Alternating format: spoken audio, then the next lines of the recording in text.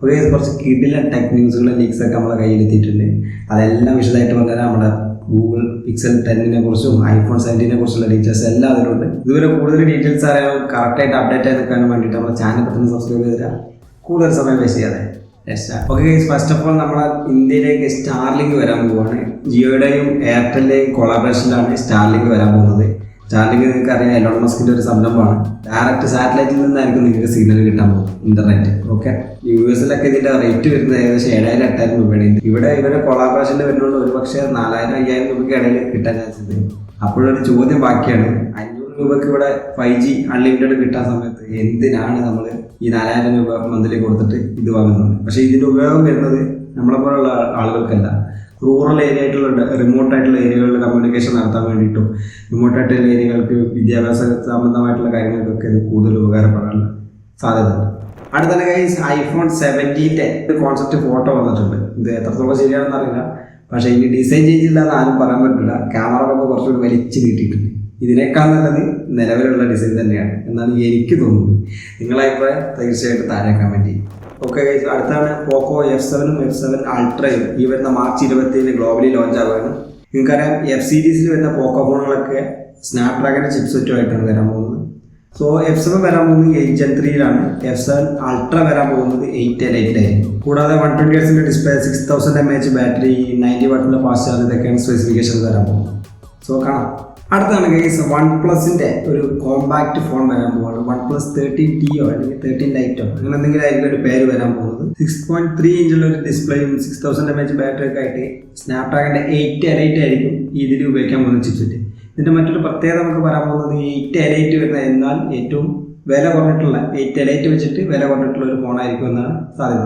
പിന്നെ ഗൂഗിളിന്റെ പിക്സൽ 10 വരാൻ പോവുകയാണ്. ടെൻസർ G SoC-ലാണ് ചിപ്പ് ആയിട്ട് വരുന്നത്. അവർ പിന്നെ സ്നാപ്ഡ്രാഗണിന്റെ ചിപ്സ് ഒന്നും അവർ ഉപയോഗിക്കില്ല. ഫോണിന് പെർഫോമൻസ് കൊടുക്കുന്ന ചിന്തിക്കുന്ന ഒരു ടീമേ അല്ല. അവർക്ക് അവരുടെ കാര്യങ്ങളും സ്മൂത്തായിട്ട് നടക്കാനുള്ള ഒരു പ്രോസസ്സർ കിട്ടിയാൽ മതി. അത് അവരുടെ ടെൻസർ തന്നെ മതിയാകും എന്നുള്ള തീരുമാനത്തിലാണ് അവർ നിൽക്കുന്നത്. എന്തായാലും നമുക്ക് കണ്ടറിയാം. അടുത്ത സാംസങ്ങിൽ നിന്നുള്ള ഒരു ന്യൂസാണ്. സാംസങ്ങിന്റെ S25 Edge വരാൻ പോകുന്നു.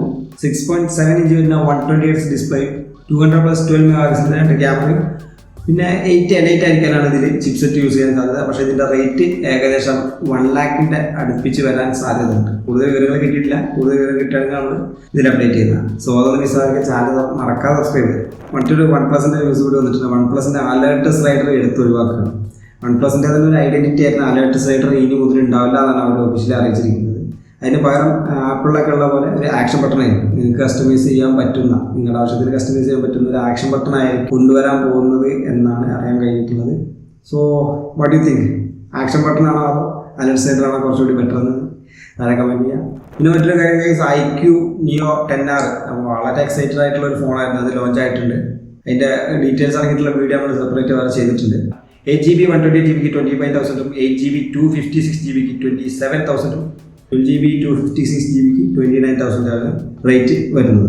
ഒരു കാര്യം എടുത്ത് പറയാതിരിക്കാൻ പറ്റില്ല, 30,000 താഴെ ബെസ്റ്റ് പെർഫോമൻസ് ഓറിയന്റഡ് ആയിട്ടുള്ള ഫോൺ തന്നെയാണ് ഇപ്പോൾ IQ Neo 10R. പിന്നെ നമ്മൾ മറ്റൊരു ഫോൺ സജസ്റ്റ് ചെയ്തിരുന്നു, OnePlus 12R. അതിൻ്റെ റീൽസ് വേറെ സെപ്പറേറ്റ് ചെയ്തിട്ടുണ്ട്. നല്ലൊരു ഫോൺ തന്നെയാണ്. 8 Gen 2 ആണ് അതിൻ്റെ ചിപ്സെറ്റ് വരുന്നത്. അത് നിങ്ങൾക്ക് കൺസിഡർ ചെയ്യാവുന്നതാണ്. പിന്നെ മറ്റൊന്നുള്ളത് നമ്മുടെ Motorola Edge 60 Fusion, അത് ലിസ്റ്റ് ചെയ്തിട്ടുണ്ട്. ഫ്ലിപ്കാർട്ടിൽ അതിൻ്റെ ഒരു ബാനർ വന്നിട്ടുണ്ട്. അത് Edge 60 Fusionൻ്റെ തന്നെയാണ്. സോ Edge 60 അല്ല, 60 Fusion ആണ്. അതിൻ്റെ ഡീറ്റെയിൽസും കാര്യങ്ങളൊന്നും വന്നിട്ടില്ല. അത് വന്നു കഴിഞ്ഞാൽ നമ്മൾ തീർച്ചയായിട്ടും നമ്മുടെ ചാനൽ അപ്ഡേറ്റ് ചെയ്യുന്നതാണ്. So stay tune.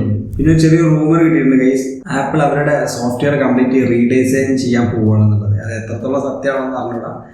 അത് ഐഫോണിൽ മാത്രമല്ല, ഐഫോൺ, ഐപാഡ്, അവരുടെ വാച്ച്, പിന്നെ macOS തുടങ്ങിയിട്ടുള്ള എല്ലാത്തിനും അവരുടെ സോഫ്റ്റ്വെയർ റീഡിസൈൻ ചെയ്യാൻ പോകുന്നതെന്ന് കേട്ടിട്ടുള്ളത്.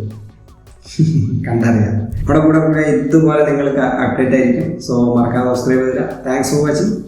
ബൈ.